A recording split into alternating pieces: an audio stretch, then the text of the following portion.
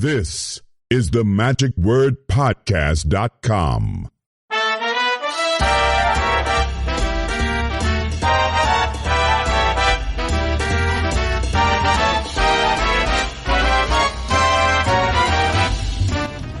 This is Scott Wells for the magicwordpodcast.com. Well, we started in Quebec, Canada. Last week you heard the reports each day from FISM Quebec 2022, and it was phenomenal. FISM always is great, and having it in North America just added another level of excitement, and a lot of people from the United States attended for their very first FISM, and as a result, they said will not be their last. They'll be continuing to attend these in the future. So I look forward to seeing a lot of my North American counterparts at FISM, Italy, in just 3 years. Anyhow, that's not what this report is about. This is about Abbott's get-together. And I believe this is the 84th annual get-together, and it will be, again, as always, in Colon, Michigan. And it seems like every once in a while we hear these rumblings that's like, oh, we're going to only have this for another year or two.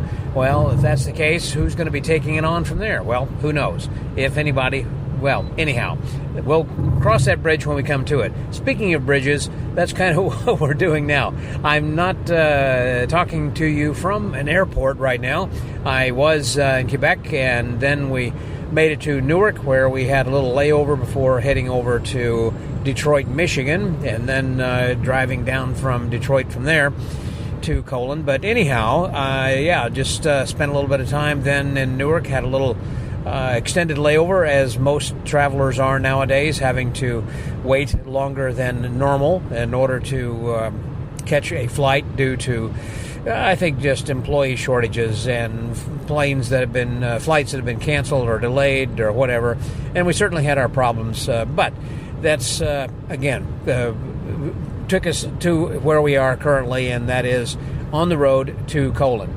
And it's about 4:30 a.m. on Tuesday, August the 1st, 2nd. I think this is the 1st. No, this is the 2nd. Gosh. Yeah, it's early. So I'm driving in early, and the reason I am is because it's time for the Open Colon. Let me rephrase that. It's time for the Colon Open golf tournament, and that should be a lot of fun. Looking forward to that.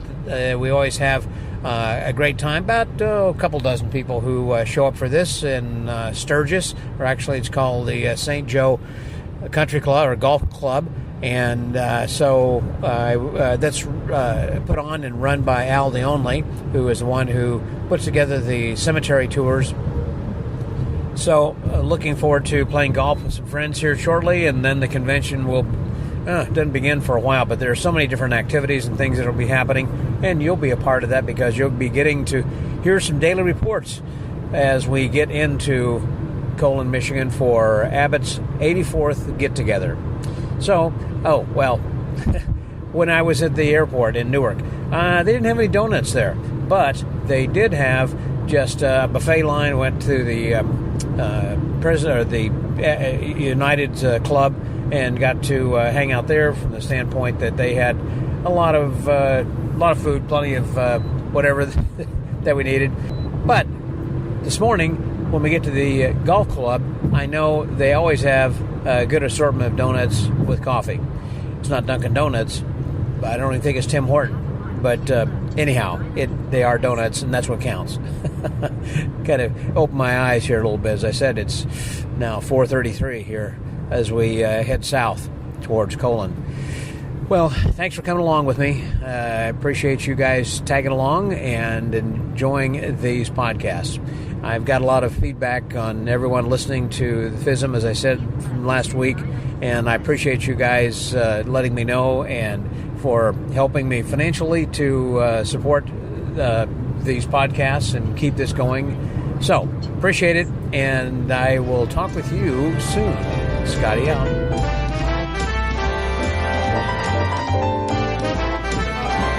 All right, well, this is the beginning of the first day over here for activities at Abbott's 84th get-together. And last night we had David Seebach had a little party, a little get-together, and it was a lot of fun. Thank you, David. I got David here with me now. Well, we enjoy doing it every year, my friends and I that stay at that house, and glad to see everybody. A lot of people come into town early for this then, too. So it's a good time for us to get together. I mean, nothing else to do, but it's like, hey, have a party. So thank you. Always time for a party. Always time for a party. And also with me is Lance Burton, because we did a special service today. Hey, Lance. Hey, Scott. Yeah, we always we're coming in a day early to go to David's party. That's right. Just for that. Yeah. And it was, by the way, your van looks great. That you got your tour bus wrapped with purple, like the T-shirt you wore in there. Right. Yeah. We got the Lance Burton purple on the tour bus and a big dove, and so when we hit the road, we can travel in style.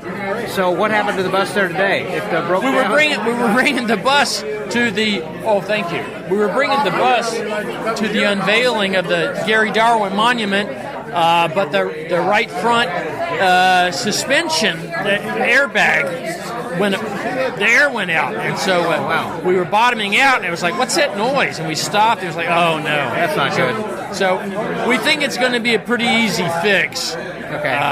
The same thing happened on the back a few months ago. Well, I know you got Keith West with you, and he's had problems with his truck in the past. He may know how to do fixing stuff. Keith's a good man to have on the road. He's had a lot of experience with diesel trucks and engines and breakdowns, and he knows how to get things done, get things repaired quickly. So this is great service that we had then today for Gary Darwin. Last year we did one that you hosted for Walter Zaney Blaney, and now you had the unveiling for Gary. Yeah, and that was kind of what inspired me that Gary Darwin should be here in Colon, Michigan, because it was such a wonderful ceremony last year for Walter, and the family asked me to speak, and I was happy to do so. And Walter's monument was beautiful, black granite, and it was cut in the shape of the Alamo. And so I started looking around the cemetery, thinking, you know what, I should bring Gary here because all of his friends are here. Tom Sony's going to be here, Norm Nielsen's going to be here, Walter's here, and of course Harry Blackstone Sr. and Jr. are here. Right. And Gary Darwin saw Harry Sr. when he was 8 years old, and that's what inspired Gary to get into magic. So I got the very last plot available in the Blackstone section, and I pasted off today. Gary is 20 paces from Blackstone. From his idol, Blackstone Sr. And he's also in the shade, which is really nice there. Yeah, it's under the shade of one of the only trees in the cemetery. Old tree, so it's a beautiful spot. So a beautiful design for the Las Vegas sign. I have to credit Bill Smith with the idea. He said, we ought to make Gary's monument in the shape of the Welcome to Las Vegas sign. Yeah. And I said, that's a great idea. And Bill had somebody, we'll have to ask Bill, I forget the fellow's name that designed it, but we worked with the designer, so we have Gary's name on it, and they kept sending me renderings, and I kept saying, no, name's got to be bigger. Bigger, yeah. Bigger, no, make the name bigger. This is Gary's marquee. And the photo's got to be bigger. I want them to see Gary. And I picked the photo of a young Gary Darwin. He must have been, in his early 30s. Maybe at late 20s, early 30s, but it was the photo of Gary in his prime as a stage performer. And this is the era. Gary's most prestigious show was when he worked in the Lido de Paris at the Stardust Hotel. He was in that show for a couple of months, filling in for an act that had got injured or had surgery or something.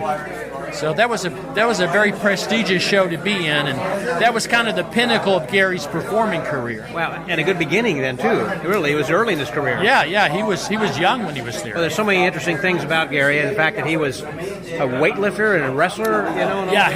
He was a. Oh, who was the name of the fellow that Bill designed? Smith. David Starr. David Starr. Oh yeah, because he's a good designer. Yeah. So the buffet is about ready. Okay, we're getting ready for the buffet. We're getting ready to eat over here. So anyhow, they're just now getting things prepared for this little luncheon. And so I'm going to sign off here for now, and we'll be having some more content for you from Colon, Michigan a little bit later. That was Lance Burton, and along with David Seebach, a little bit of Bill Smith. Oh, here we go. He's starting. I'm Bill Smith. Scotty out. To the River Lake Inn. here last year for Walter, and now we're here for Gary. Thanks all for coming. Gary's favorite beverage is certainly this. So whatever you're drinking, just hold up let's do a toast. Great man, Gary Darwin. Gary. And let's also thank our host for today, Lance Burton. Lance? And ladies and gentlemen, don't forget the first rule of show business. Never turn down a free meal. Buffet's open. Let's go.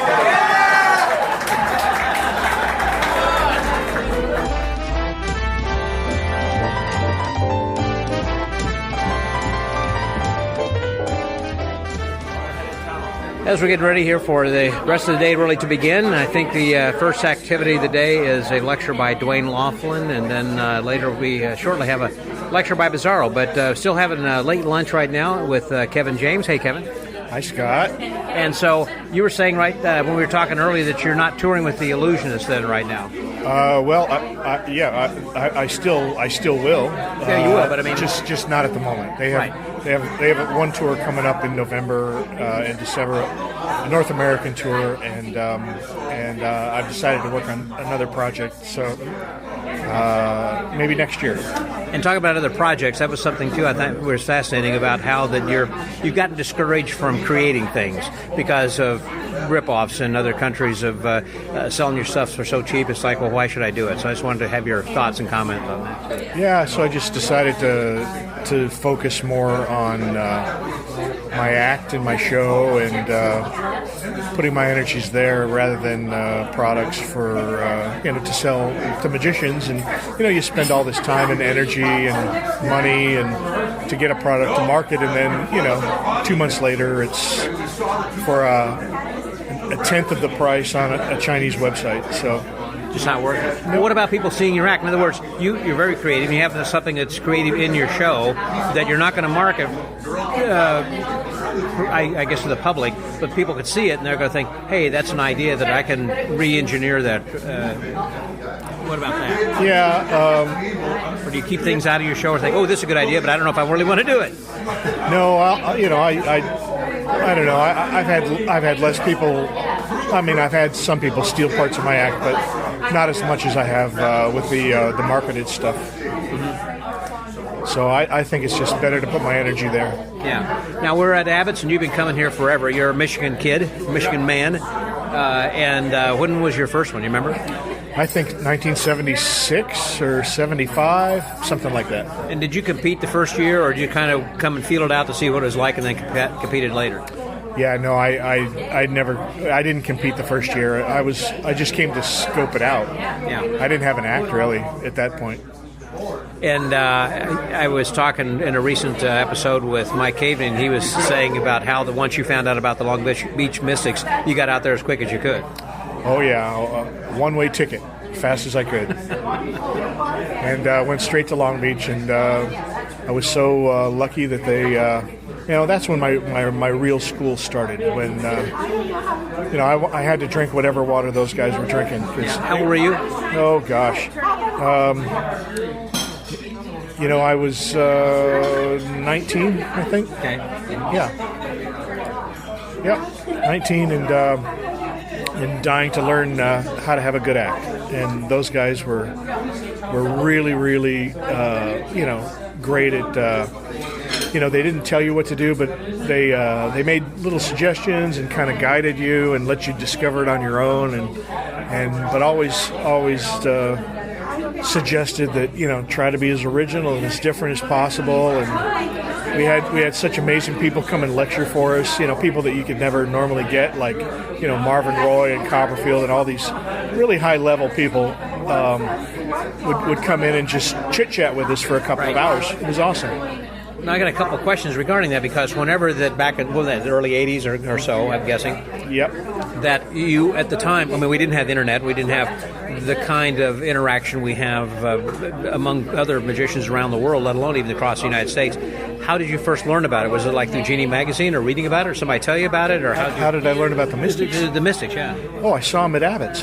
Oh, when they came here. Okay, yeah. Okay, gotcha. They came and performed and just knocked me out of the water. I mean, I was looking at guys that were, 3 or 4 years older than me performing on the stage, but they were 10 or 12 years ahead of me with their act. And I'm like, what is this? How can they be so good so young? So I gotta go there. And when you went out, did you find a job, or were you a waiter? I mean, what did you do to support yourself? And do you live in an apartment, I guess? Or? Oh, I had a bunch of really awful jobs, security guard and, all sorts of, janitor, all sorts of... Anything you could do to feed your habit. Anything, just to pay the rent. And I know, and there were many times when it was like, okay, do I pay my car registration or do I go to the grocery store, So... I eventually got into doing some restaurant work, and then that built up into a couple of solid restaurants where I was, working 7 nights a week, and had a stable of other guys that could come and fill in and do time slots for me, and then the private party business grew from that, and so that's kind of how it went. It was tough, but a lot of fun. It shows the passion that you had for that, and also people who have a passion that nothing's going to stop them. I mean, that's a direction of life that you knew at the time. That's where you wanted to go. It's like people who want to dance on a Broadway play, or they want to be in the movies. They'll be waiters, and they're trying to answer all the casting calls and everything they can because this is my passion, this is my life, this is what I want to do. And you knew at an early age that's exactly what you want to do to be where you are now. Teller once said that he told me that he thinks that if you love something so much that you would do it for free, you will absolutely be a success at it. So, like this podcast. Well, he said, if I couldn't make a penny being a magician, I'd still be a magician. I love it that much. Yeah. And also, people ask me all the time, well, what do you have to say to young magicians? And some people think it's funny to say, stay out of the business. But you can't tell them anything. If they're going to do it, they're going to do it. So my advice to young magicians is study theater in university and get and double major in business. Because I had to learn the business stuff the hard way. So I would have, if I would have been smart, I would have done that. Good advice. Well, anybody looking forward to seeing here aside from old friends and this convention? Joel Hodgson and Bizarro and Caveney always puts together a good show, and it's going to be fun. Yep, it's going to be great. Kevin, always good to see you. Thanks very much. Thank you, Scott. So the Magic Word Podcast. That was Kevin James. Scotty out.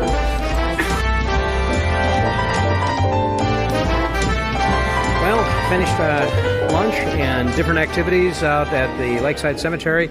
Came and registered and got my name badge and everything, and now over in the dealer's room. And, of course, one of the main dealers is Abbott's Magic, and here is the proprietor right now, Greg Bordner. Hello, Greg. Hello, Scott. Hi, how's it going? Fantastic, doing very well, and you guys are keeping COVID safe here. Everybody's been checked out and everything, and so... Well, I don't know about that. We're wearing masks. It's kind of a personal thing. Some people do, some people don't. But no mandatory mask wearing necessarily? No, not necessarily. I should be wearing one, but I like to breathe. Yeah, and also talk where people can hear you and understand you. Read my lips. Yeah. I mean, I've even got hearing aids now, and it doesn't help if you're wearing a mask. In some cases. Well, there have been different conventions I've been going to where I was just at FISM. Well, I was first of all in Atlanta for the IBM, and there were 500 registrants there, and some of the people didn't show up, but they had people in reserve who wanted to come because it was the 100th celebration.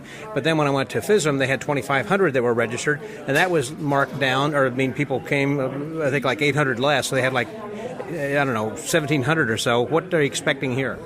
Well, Tim Wright couldn't make it because he has the virus. I don't know. Some people from Texas had registered, and they didn't come here. They went from Quebec back to Texas. Yeah. It's just everything that's up in the air. It just is... What's your expected registration? I mean, typically you have about how many? Well, 400 to 500, and so... You just never know. There's people that they rolled over from last year because they couldn't come for some reason. Then they forget about the registration. Yeah. If you can't call us and tell us you're not coming, you lose it. Yeah, exactly. It's just a nightmare in some ways, but a great time. Everybody's having so much fun. It's just really nice to see friends again. And That's the thing. oh yes, this is a friendly convention. This was my first one last year, coming out of the chute. I say actually out of COVID, I guess, whenever, as I recall, that Abbott's was the first physical convention to get things started again. Yes, it was. As far as I know, there was nothing in front of us as far as 2 years. Yeah, I mean, now we've had the SAM, the IBM FISM, Federation of Christian Magicians, and Vent Haven, and all these others, and everybody says they're a spreader, so eek. Well, yeah, but exactly. I think, but anyhow, enough of that. Last year you had tremendous people. What a lineup that they had, and this year it's like you're trying to rival that. It's like, how can we make up after last year's amazing talent lineup? And you got some of the same people coming back this year. Well, Lance had such a great time. He did the big show last year. This year it's more of not really a performance, just an appearance. And then he'll lecture about magic and being a better person using magic. Yeah. Lance is such a nice man. And Matt King, he's great. They work so well together. You know, we've got some real talent here, but then Guy Hollingsworth couldn't make it. Oh, that's true. He had problems getting in. Passport, whatever, papers. You got to show your It wasn't papers. a COVID thing. It was a paper thing. Well, like in Casablanca, you know. If you don't have your transit papers, they don't let you into the country or out. Yeah, so things in a movie sometimes come around, don't they? That's funny. That is funny. That's true. But some other people, Michael Godot, and you've got... I'm trying to think who's on the close-up side. We got. Oh, I forgot already. Just have to look at the poster. Remember, there was such they were expensive. I know that part. Well, Guy Hollingsworth was going to be in close-up. Yeah. So the program is subject to change. As it should be. Yeah, I think. Except we're among friends. Yeah. To quote Bob Lund. Yeah. Yes. we can appreciate that. You got to quote his tombstone, we're among friends. Yes. It's a wonderful cemetery out there. It really is. It is, yes. And earlier we had the service that Lance Burton had presided over for Gary Darwin and the unveiling of that headstone. It was very well done. Oh, yes. Well, Lance is a true gentleman. Yeah, he really is. He likes to take care of people and pets, animals. And a lover of magic. And I'll tell you just something that you know that he likes to pass on magic to the next generation. And so I was standing there with him, and he was talking with a couple of other people, and there was a young man there, probably looked like about 8 or 9 years old, and he happened to glance down. He said, "Does he like magic?" And they said yes. And so he continued his conversation with whoever, and he was reaching into his pocket, and he handed him something special that was just from Lance. He didn't say anything. He just kind of handed it to him and smiled as if to say, I'm passing this on to you. He just is a very caring and giving guy, just all the time, Yeah, and then his bus broke down. Yeah. So close. Broke down on Blackstone Avenue or someplace. Yeah. It was on his way to Blackstone Island where he stays. And yes, it's a crazy little town we live in here. Yeah, as you said, magic comes to Maybury. You know my lines. You know my material. I used that in my pod letter this week. Okay. So I said to quote Greg Bordner. Well, I live in the suburbs. I live in semicolon. That's the cleanest one I can tell. You kill me. But I'll better stop. I'm glad that Bizarro and so many other people, and Nick DeFat is here, and you got Joel Hodgson. I'm anxious to see him. And I know that Joel and Nick was telling me last night about the two of them had been working with Tim for the last 2 or 3 months, and they were going to have some just dynamite material, and they had to quickly scramble since Tim couldn't make it. Program subject to change without notice. Yeah, that's what a true professional does, so it's still going to be wonderful. Oh, and if I could ask for prayers for Rocky Clements. He's a builder of Abbott's material and brought back some great pieces. And he comes from Arkansas, and fell and broke his neck. Neck. Oh, my God. They helicoptered him to a hospital. And hopefully he's getting an MRI today, and he'll be able to join us by the end of the week. Otherwise, it'll be surgery. So that's a commitment and passion right there. Oh, yeah. Wow. I mean, just driving from Arkansas. Yeah, just was enough. That's enough. That was enough. Yeah. But then, wow. That's amazing. Mercy. Yeah. Now, to put some rumors to rest, then also, I keep hearing, 2 more years and then we're out. Well, it depends on how long I live. Well, let's hope for another 50. Well, there you go. Your ticker's doing well still, right? Yeah, Our prayers have been with you. Oh, well, thank you. Yes, was in the hospital and people prayed for me all around the world, and the Methodist Church here in Colon. So now I go there and can pray for them. That's good. So it does all go around. Yeah, yes. it really does. Well, you're looking good. Oh, thank you. You don't look so bad. Well, I thank you. But you're not my type. Yeah, I'm kind of a meat and potatoes guy. Okay. As John Carney would say. Okay, then. We're having too much fun now. We are having fun. And then you guys should be here. Anyone who's listening to this, if you're like over in Chicago, you're a short drive away, you should come on over. I remember a few years ago I had done this. We were chatting, and I posted the first one, and Tom Dombrowski had texted me and said, "You guys are having too much fun. I'm coming today." He said, "I was listening to day one," and he said, "I've got to be there." Yeah, he's going to try and spoil it for us. Yeah. So we got some more great shows coming up, and I know that you kind of booked it and then kind of forgot about it because you got so many other things as far as like the evening shows. Well, Mike Miller is my real producer. Yeah, he's done a great job. Yes, and Gay Blackstone is a great reference. So is Mike Caveney. Mm-hmm. I need help. Mm-hmm. This is definitely a team effort, and I want to thank my wife, Debbie. Yeah. Oh my gosh, this could not happen without her. Mm-hmm. Let me just stress that. Yes. Because we need a lot of hard decisions made quickly, and she's really good at that. Well, let me think about that. Get me back to me tomorrow. Yeah. Doesn't get it done. Yeah, she's over there handling registration right now while you're handling the booth. Yes, and we still kept the store open, so there's a lot of little things I have yet to bring over here, or I can just send people back over there. I think it's kind of cool also that you've got shows going on at Abbott's as well for like a $5 donation, or I guess a show, or whatever. Well, actually, it just goes to the magician. Okay. Yeah. But I know that John Shango is there today. I know Jeffrey yes. Allen's coming, and they've got, I don't know who else. Is John Charlene going to do something? I don't know who else is going to be over there. That's, I believe he does that in his own show. Oh, okay. Yeah, there's shows all around town. Yeah. Oh, speaking of which, around town, and some rumors, these aren't rumors, these are facts, as I understand Fab Magic and Rick Fisher is moving to... Vicksburg. I couldn't remember the name of it. Well, you never know what to believe there. Okay, well, that's what I heard. Okay, that he was supposed to be moving out, but also Dwayne Laughlin, this Saturday is his last day and moving to Branson. Yeah, that's what I've been told. We'll be sad about that one. Yeah. He puts on a great show. He's a great guy. Yeah, wonderful he really fellow. is. Yes, and his wife Mary. Mm-hmm. They're a great team. They've done a lot for Magic too. And Colon, they advertise this. They put on shows on a Tuesday night in Colon, Michigan. I mean, who would do that? Dwayne Laughlin. Yeah.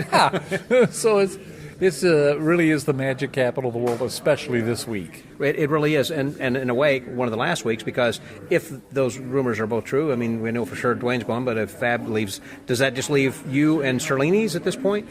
Apparently, that's what it looks like. It's a program subject to change. Exactly, again. A recurring theme. Yeah. That's right. And so it's like, hey, there are a couple of shops open for more magic shops to come in. So there you go. Who knows? Keep it the magic capital. Well, you got some people lining up the booth, so I'm going to let you go over here and collect some money. All right. Thanks, Scott. Thanks a lot. This is a great convention as always. I always look forward to this, as do so many others. Try to have fun. That's what this is, the hallmark is fun. Yes. Next year's dates start on August 2nd. Thank you. August 2nd through the 5th. Yes. There we go. You got that. You can do the math. Okay. So the Magic Word Podcast says my buddy Greg Portner, Scotty out.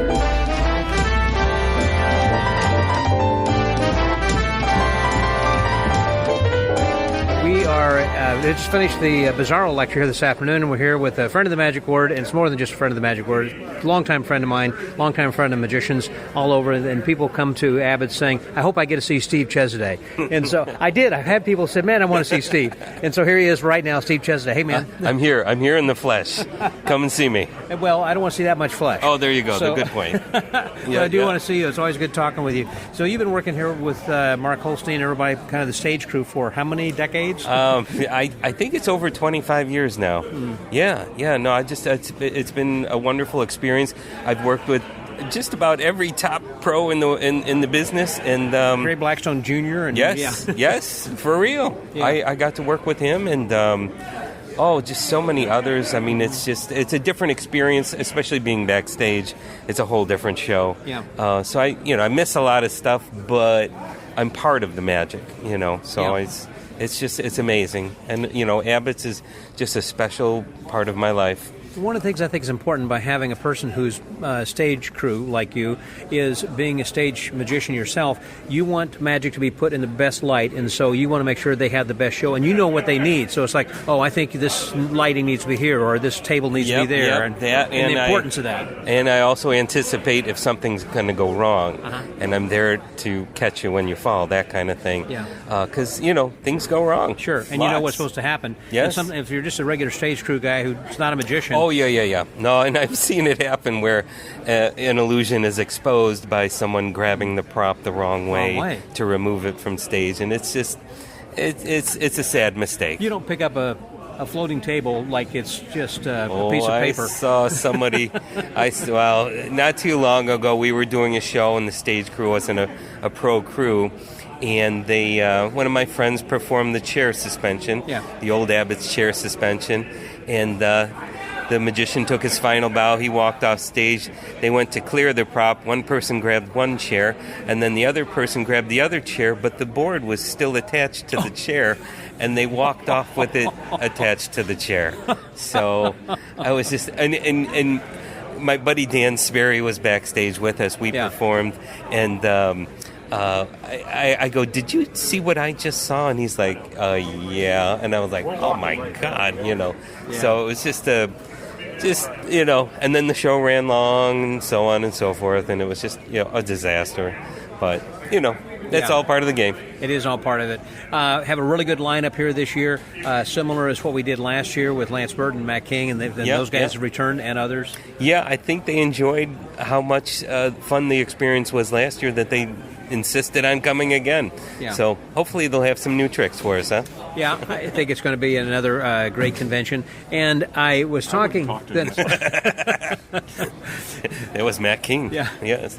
So we have... we were just returning from Quebec, and I was talking with David Kay, who was saying that he is experiencing more work now than he was pre-COVID, because there are a lot of parents who are saying that we want to give the best for our kids, and they've been in for 2 years. Now it's time we want to, we'll pay. So are you finding, because I know you do a lot of family shows, do you find that things have picked up a lot? Yeah. No, I've been turning away a lot of work. Everybody wants the same day, same time.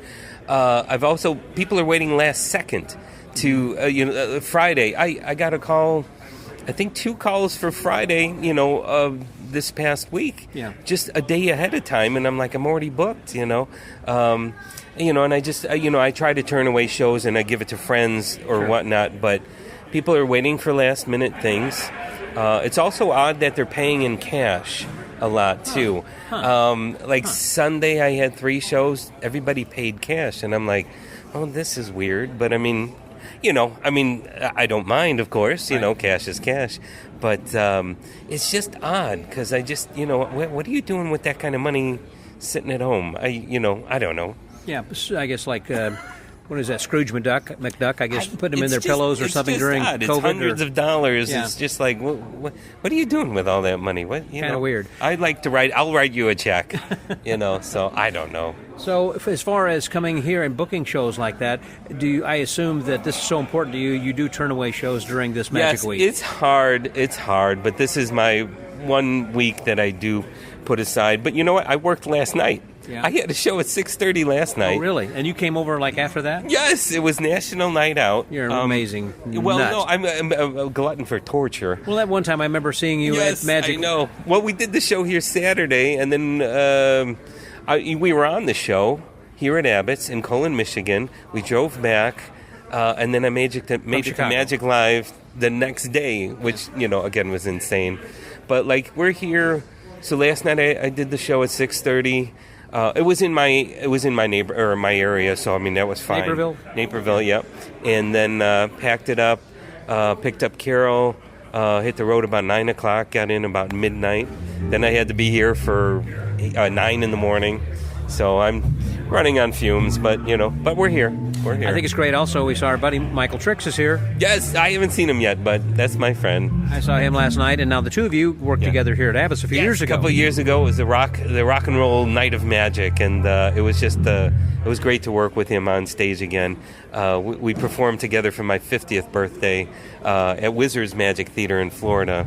And he's just a fun guy, totally different from me, rock and roll act, but people still kind of like, wait, he's the rock and roll guy. No, he's the rock and roll guy, you know. But the Battle of the Rockers. We're both the rock and roll guys, so that works out. He's taller than me too, so. Whenever I had posted that episode with him, I had, I wouldn't say a surprising number of comments, but I had a lot of downloads. But I did have a lot of people who, a lot of times people enjoy the podcast, but then they don't send me emails or texts. In this case, I had a half dozen things saying that was amazing. Michael Trix was, what a life he had. I mean, he really had a great episode. Yeah. You know. Yeah, no, it's a very interesting story. I didn't know all of it, so I mean, it was new to me. So, of course, going back and researching back and find that episode. And by the way, thanks for the compliment before we got on about the FISM. Like I said, I listen to every episode. I mean, I do a lot of walking, about 4 or 5 miles a day. When I'm home, that kind of thing. It's just I have a young dog, a young German Shepherd that wears me out, or I try to wear him out, but to no avail. You know, that kind of thing. But no, that's awesome. Steve, it's great to see you, and I know a lot of times you miss some of these events because you're backstage all the time. And yeah. Well, it's all part of the game, but I mean, like I said, I'm part of the magic, part of the show, and I enjoy every moment of it. Wouldn't be the same without you, and no, we're all. John Circa was over there, warming up the organ. Richard Hughes has been part of the cast, the backstage crew, and it's a lot of hard work. It is, and you guys do a great job. It should be complimented, the stage crew and all the lighting, all the tech guys. So thank you for everything you do. You got it. Thank you, buddy, and keep up the good work. And I said, I enjoy listening. I listened to some of the episodes a couple of times. I got to listen to the Tricks episode again. Yeah, that was a good one. So for the Magic Word Podcast, that was Steve Chezaday, Scotty out.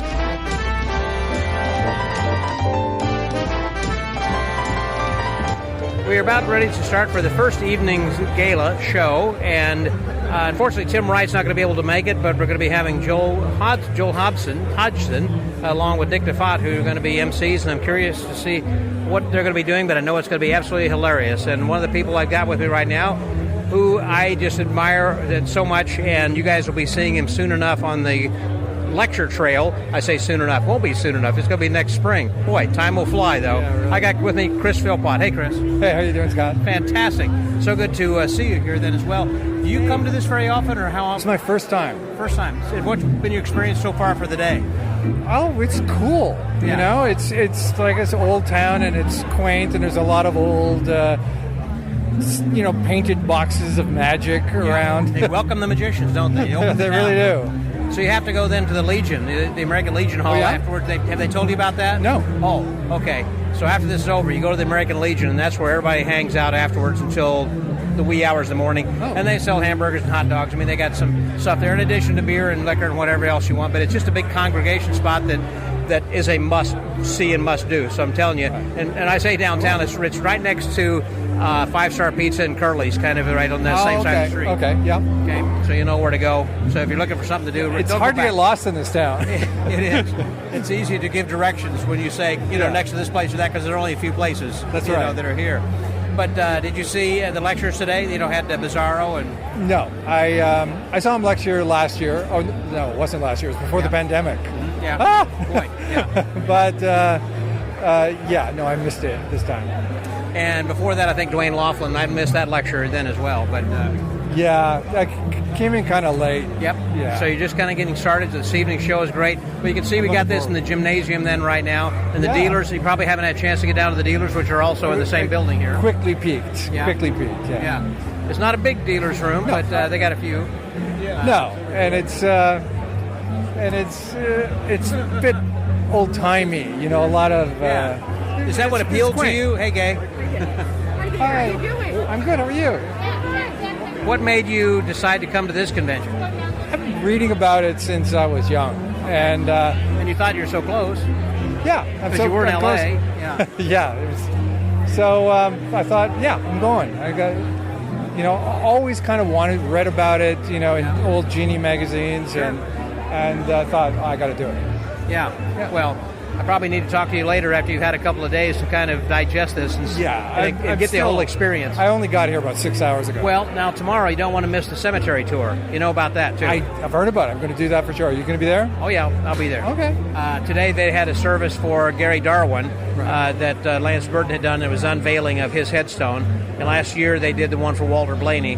Who knows what it'll be next year? I know that Norm Hopefully Nielsen, not us. Well, that's true. Norm Nielsen and Johnny Thompson have yet to have their stones unveiled. Okay. So that may be in future years, But they always try it. The last 2 years, they started a tradition. Lance started a tradition with doing that. So, nice. Anyhow, it's a great place. And the cemetery tour to go kind of out and see all the definitely going to go to magicians. that one. Yep. Yeah. What other magic conventions do you go to the cemetery, as one of the scheduled activities? There should be more. There should definitely be more. That's right. Like this. Well, that's true. Well, listen, Chris, good seeing you. Good to see you, Scott. And we'll talk soon. Talk soon. So, the Magic Word Podcast, that's Chris Philpott. Scotty out.